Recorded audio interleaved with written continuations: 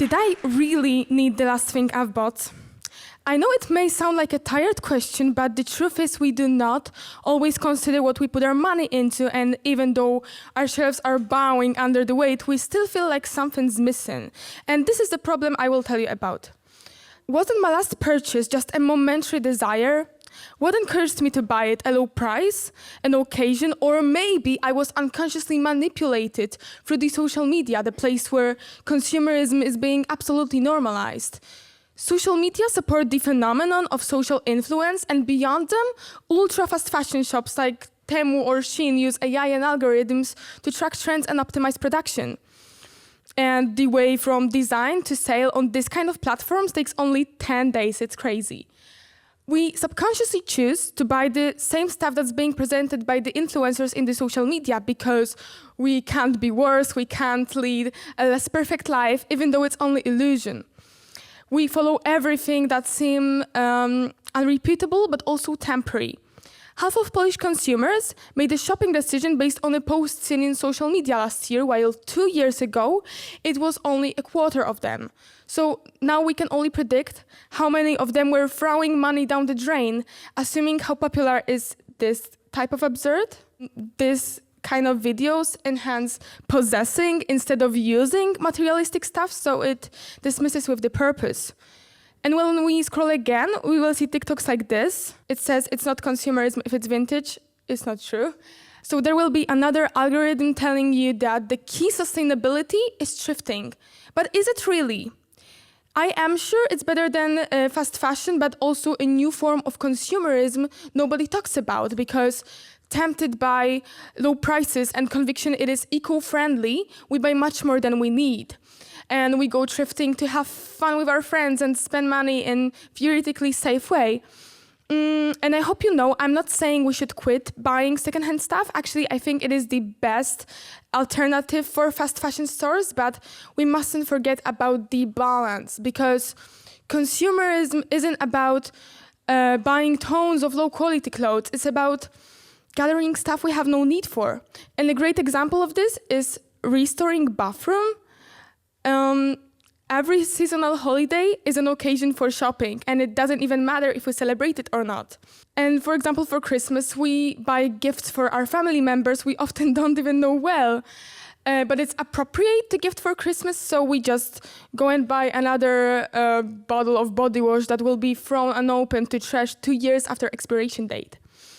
You know what % of presents in Poland is unwanted?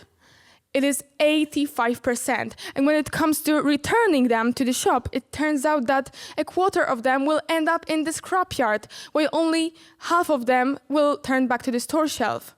And this is because throwing away is always the easiest and often the cheapest option. Okay, but beside the ecology part, consumerism has also an impact on our mental health.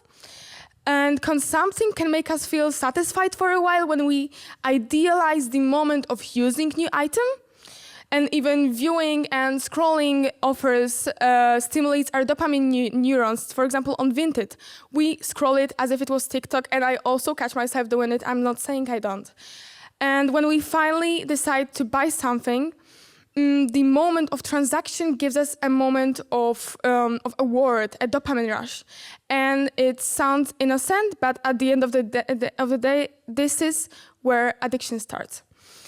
Okay, so now I want you to tell 4 steps to slow consumerism in our daily life. So the first one is swap, which is the ace for me. And just organize a clothes swap with your friend group and give the clothes a second life. I do it once in a few months with my friends, and it's always a really fun hangout. Or you can go even further and split the bill for clothes with your friend. For example, me and my best friend, we have a very similar style, and we are both young and poor, so we just go shopping together and then exchange. And I know it might be controversial. The second one is avoid campaigns like Black Week.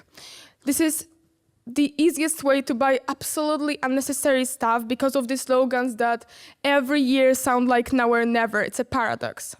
The third one, unfollow consumerist influencers. Really, even unintentionally, they awaken us greed for their perfect stuff decorating their perfect lives. And last but not least, consider that the sticker price isn't the only cost. First, I started summer job. I began to count how many minutes at work I spent to afford something. And believe me, a 5-hour shift sounds much more expensive than 150 zlotys. And now I want you to imagine that this circle is all the clothing in the world. The black part is how much of the clothing is made from synthetic fiber. The blue part is how much of the synthetic fiber clothing is recyclable. And this one little green %, this is how much of the clothing is being actually recycled. And I think it shows the clarity of the problem. The choice belongs to our generation.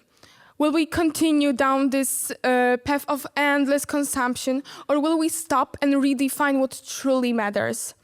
We can create a future where fulfillment comes from purpose and from community, not just materialistic possessions. And I really do believe that one day we will finally have enough.